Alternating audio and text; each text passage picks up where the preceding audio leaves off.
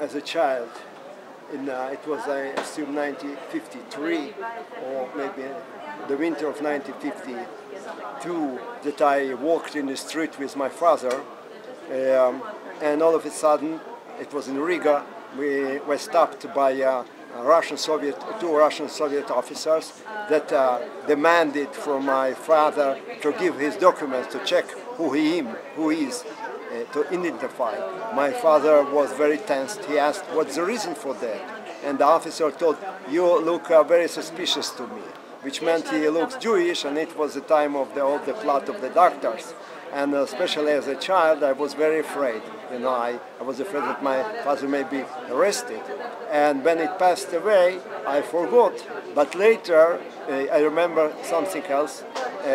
I played in the yard, and I come back home, and all of a sudden I saw that all the electricity is being put off. It is dark in our apartment, and my mother is sitting on the floor and crying, having a newspaper in her hand. So I asked Mama, what's happening? She told me, Stalin passed away.